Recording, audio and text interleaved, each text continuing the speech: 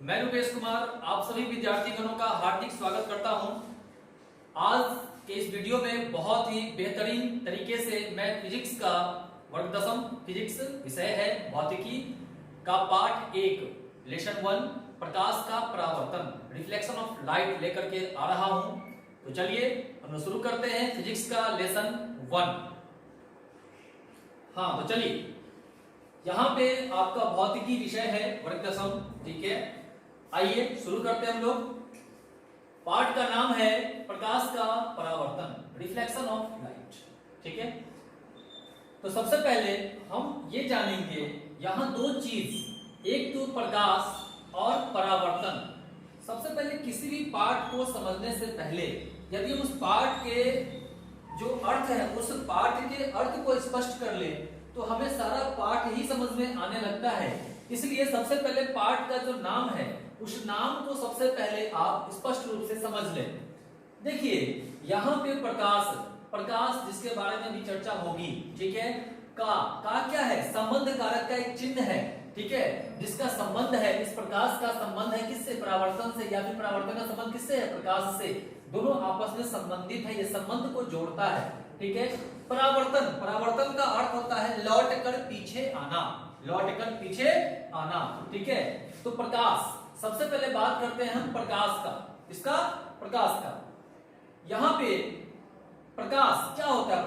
प्रकाश वह साधन है, प्रकाश वह साधन है जिसके सहारे हम किसी वस्तु को देख पाते हैं, जिसके सहारे हम किसी वस्तु को देख पाते हैं। अब देखिए मनुष्य, कोई भी मनुष्य, दो चीजें होती है, एक तो अंधा व्यक्ति को कुछ दिखाई नहीं देता, और यदि जिसके पास आंख है, जो देख सकता है, उसको भी अगर हम अंधेरे कमरे में खड़े कर दे, है ना, तो उसे भी दिखेगा नहीं, उसे भी देखने के लिए हमें प्रकाश की आवश्यकता होगी ही होगी।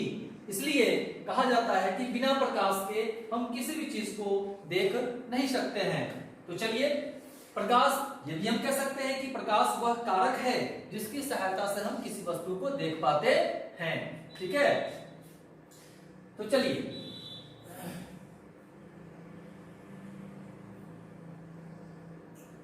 अब यहाँ पे एक प्रश्न आपके सामने, देखिए यही एक बेहतरीन चीज आपके सामने हम लेकर के आया है कि आपके मन में जो भी प्रश्न आएगा वो सारा प्रश्न आपको यहाँ पे पहले से ही रखा गया है ताकि आपको कोई भी मन में प्रश्न कोई भी ना आए, ठीक है।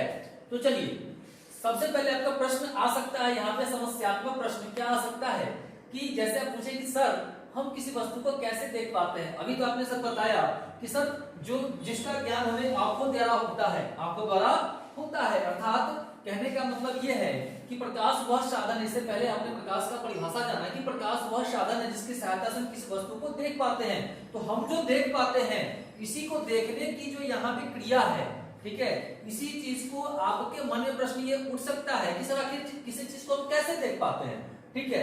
हालांकि इस चीज का जवाब आपको लेसन नंबर 3 में भी मिलेगा, ठीक है, परंतु यहाँ पे थोड़ा सा शॉर्ट में हम बताना चाहेंगे आपको समाधान क्या है आपके समस्यात्मक प्रश्न का। प्रकाश एक विशेष प्रकार की ऊर्जा है, प्रकाश एक विशेष प्रकार की ऊर्जा है जो प्रदीप्त या दीप्तमान वस्तुओं से निकलती है। यह किसी वस्तु पर पड़ने के बाद परावर्तित होकर हमारे आंख के रेटिना पर पहुंचता है और हमें उस वस्तु को देखने की संवेदना उत्पन्न करता है। अब समझिए इस चीज को, मतलब क्या हुआ कि जब भी हम किसी चीज को देखते हैं, किसी वस्तु को देखते हैं, तो सबसे पहले यह आवश्यक है कि उस वस्तु पे प्रकाश पड़े।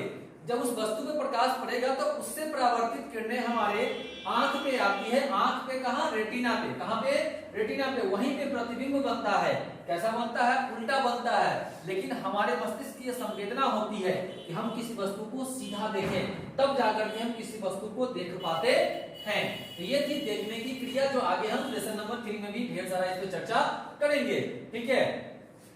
ये था आपका पहला समस्यात्मक प्रश्न जो आपके मन में आ सकता था। अब आइए बच्चों, प्रकाश के कुछ प्रमुख गुण, प्रॉपर्टीज ऑफ लाइट, ठीक है। प्रकाश हमेशा सीधी, पहला क्या गुण है इसका कि प्रकाश हमेशा सीधी या सरल रेखा में मतलब प्रकाश हमेशा सीधी या सरल रेखा में चलती है, वक्र रेखा में कभी भी नहीं चलती है। ठीक है।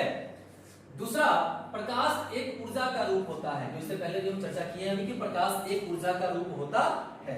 अब आइए तीसरा गुण क्या कहता है कि प्रकाश को गमन करने के लिए अर्थात प्रकाश को चलने के लिए किसी द्रव्यात्मक यानी कि द्रव्य वाला कोई पदार्थ माध्यम की आवश्यकता नहीं होती है, अर्थात यह निर्वात या शून्य में भी गमन कर सकता है। इसे किसी भी द्रव्यात्मक माध्यम की आवश्यकता नहीं होती है, निर्वात में या शून्य में भी चल सकता है, गमन कर सकता है। कौन? प्रकाश। ठीक है। तीसरा गुण हो गया आपका। अब चौथे गुण पे आते हैं। वायु या निर्वात में प्रकाश की चाल अर्थात वेग कितनी होती है? तो कितनी होती है? 3 गुना 10 का पावर 8 मीटर प्रति सेकेंड। 3 गुना 10 का पावर 8 मीटर प्रति सेकेंड, या इसी को हम दूसरे शब्दों में बोल सकते हैं कि 3 गुना 10 का power 8 metre second inverse -1 power है तो इसको इनवर्स पढ़ेंगे। ठीक है। इस तरीके से हम इसको बोल सकते हैं। ये होती है प्रकाश का वेग, इसको आप लोग याद कर लेंगे। ठीक है। जीसीसी नोट में क्या होती है? मीठी मीठी बातें। ठीक है। तो मीठी मीठी बातें में क्या है कि अलग अलग प्रकाशीय माध्यमों में प्रकाश का वेग भी क्या होता है? अलग अलग होता है। चलिए ठीक है। हाँ, तो पांचवा गुण क्या कहता है कि प्रकाश विद्युत चुंबकीय तरंग है। प्रकाश जो है विद्युत चुंबकीय तरंग है, अतः जब प्रकाश एक माध्यम से दूसरे माध्यम में प्रवेश करता है तो प्रकाश तरंग की आवृत्ति अर्थात फ्रीक्वेंसी में कोई बदलाव नहीं होता है, परंतु उसका वेग तथा तरंग दैर्ध्य बदल जाता है। यहाँ पे आपको जहां तक मैं जान पा रहा हूं कि आपको 2-3 चीजों में दिक्कत होगी इस पांचवें गुण में, कि पहला तो बात कि विद्युत चुंबक क्या होता है, विद्युत चुंबकीय तरंग क्या होता है। ठीक है। दूसरा समस्यात्मक प्रश्न आपके मन में आ सकता है कि आवृत्ति क्या होती है। ठीक है। तीसरा हो सकता है कि सर तरंग दैर्ध्य क्या होता है, और चौथा हो सकता है कि वेग क्या होता है। ठीक है। तो इन सभी समस्यात्मक प्रश्नों पे अब हम चर्चा करेंगे जो आपके मन में अभी आएगा। ठीक है। हाँ, तो समस्यात्मक प्रश्न में आपका आ सकता है, जैसा कि मैंने अभी पीछे चर्चा किया था कि विद्युत चुंबकीय तरंग किसे कहते हैं। ये पहला आपका प्रश्न यहाँ पे हो सकता है। ठीक है। समाधान में आइए देखते हैं। वे तरंगे जिन्हें संचरित होने के लिए अर्थात चलने के लिए माध्यम की आवश्यकता नहीं होती है, माध्यम की आवश्यकता नहीं होती, अर्थात यह शून्य में भी गमन कर सकता है, निर्वात में भी गमन कर सकता है, उन्हें हम क्या कहते हैं? विद्युत चुंबकीय तरंगे कहते हैं। जैसे कौन कौन से तरंगे ऐसे होते हैं? तो प्रकाश तरंगे, उष्मीय विकिरण, एक्स किरणें, रेडियो तरंगे इत्यादि, ये सभी क्या होते हैं? विद्युत चुंबकीय तरंगे होती हैं, जिन्हें गमन करने के लिए एक माध्यम से दूसरे माध्यम में, है ना, किसी भी माध्यम की या फिर किसी भी माध्यम की आवश्यकता नहीं, संचित होने के लिए, गमन करने के लिए किसी भी माध्यम की आवश्यकता नहीं होती है, अर्थात निर्वात में भी गमन कर सकता है। ठीक है। जीसीसी नोट, मीठी मीठी बातें। फिर आइए, इन तरंगों की अवधारणा सबसे पहले मैक्सवेल ने प्रस्तुत की थी, इसलिए हम कह सकते हैं कि विद्युत चुंबकीय तरंगों की खोज सबसे पहले किसने किया था? तो मैक्सवेल साहब ने किया था। ठीक है। अब आइए, अगला प्रश्न आपका हो सकता था कि सर वेग क्या होता है, वेग किसे कहते हैं, वेलोसिटी क्या होती है। ठीक है। समाधान में आते हैं हम लोग। आपका समस्यात्मक प्रश्न यहाँ पे है कि वेग किसे कहते हैं। समाधान है कि किसी वस्तु के स्थिति बदलने की दर को हम वेग कहते हैं। ठीक है। यह एक सदिश राशि है, अर्थात इसके दिशा एवं परिमाण दोनों होते हैं। ठीक है। जीसीसी नोट, मीठी मीठी बातें। क्या है इसका एसआई मात्रक? मीटर प्रति सेकंड होता है। एसआई मात्रक याद कर लेंगे, मीटर प्रति सेकंड। ये था आपका वेग, जो आपका समस्यात्मक प्रश्न था, नंबर था 3। अब आइए, अगला प्रश्न आपका हो सकता है समस्यात्मक प्रश्न क्या हो सकता है कि आवृत्ति किसे कहते हैं, फ्रीक्वेंसी किसे कहते हैं सर। ठीक है।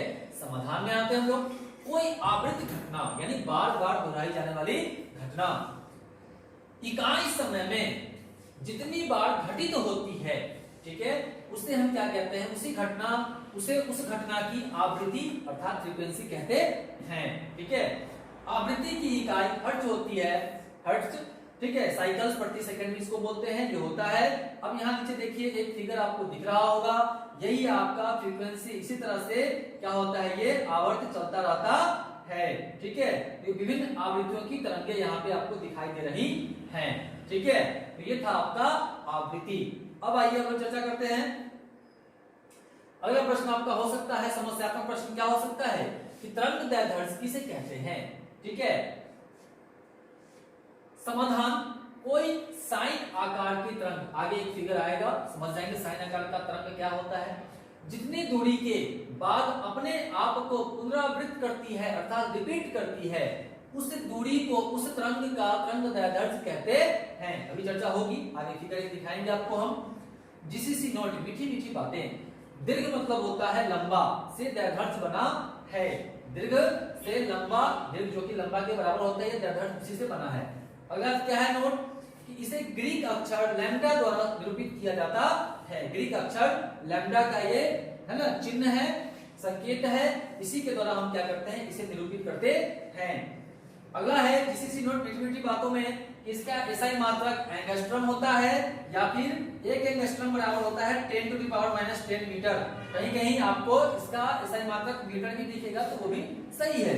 ठीक है, एंगस्ट्रॉम को हम लोग इस साइन से सूचित करते हैं। ठीक है, एक एंगस्ट्रॉम बराबर 10⁻⁻10 मीटर होता है, इसको आप लोग याद कर लेंगे। ठीक है, यही आपका फिगर साइन आकार या अनुप्रस्थ तरंग का तरंग दैर्ध्य। ध्यान दीजिएगा, यही आपका वेवलेंथ, यहां से यहां तक का ये होता है आपका वेवलेंथ अर्थात एक लंबाई दूरी। ठीक है, यहां से यहां एक है ना आवृत्ति को हम लोग वेवलेंथ कहते हैं। तो चलिए, अलग अलग वेव है, देख रहे हैं ना, आ रहा है ऊपर नीचे फ्लक्चुएट कर रहा है। ठीक है, फ्रीक्वेंसी है। अब यहां से यहां तक के डिस्टेंस को हम क्या कहते हैं, वेवलेंथ कहते हैं। ठीक है, लैम्डा से सूचित करेंगे, इसको भी यहां से यहां देखिए, इसको भी क्या कहेंगे हम लोग, यहां से यहां। ठीक है, उठा हुआ भाग, ध्यान दीजिएगा, ये भी आपका वेवलेंथ, यहां से भी इसका परिमाण निकल सकता है। ठीक है, अब हम लोग का टॉपिक है नया टॉपिक, प्रकाश स्रोत। प्रकाश स्रोत, ठीक है, यह दो प्रकार के होते हैं, ध्यान दीजिएगा, एक आपका प्राकृतिक प्रकाश स्रोत और दूसरा आपका मानव निर्मित प्रकाश स्रोत। ठीक है, तो सबसे पहले हम जानते हैं कि प्रकाश स्रोत होता क्या है। ठीक है, प्रकाश स्रोत होता क्या है, तो आइए, वह वस्तु जो प्रकाश उत्पन्न करे, वह वस्तु जो प्रकाश उत्पन्न करे अर्थात जिस वस्तु से प्रकाश निकलता है उसे हम प्रकाश स्रोत कहते हैं। जैसे कहां कहां से प्रकाश निकलता है, सूर्य, चंद्रमा, जलता हुआ मोमबत्ती, लालटेन, बल्ब, दिया, इन सभी से क्या होता है, प्रकाश निकलता है, इसलिए प्रकाश स्रोत कहे जाएंगे। ठीक है, अब आपके सामने एक समस्यात्मक प्रश्न फिर से उभर करके सामने आएगा, है ना, आपके मन में कि हम किस ग्रह पर निवास करते हैं तथा हमारे लिए सबसे बड़ा प्रकाश स्रोत क्या है। तो चलिए बच्चों, इस समाधान को हम देख लेते हैं। आपके इस समाधान जो समस्या है आपका, उस समाधान को देखिए।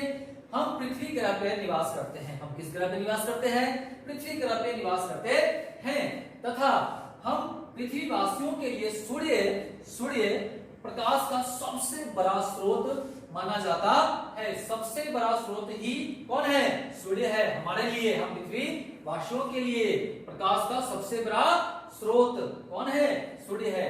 तो चलिए बच्चों, हम लोग आगे आते हैं।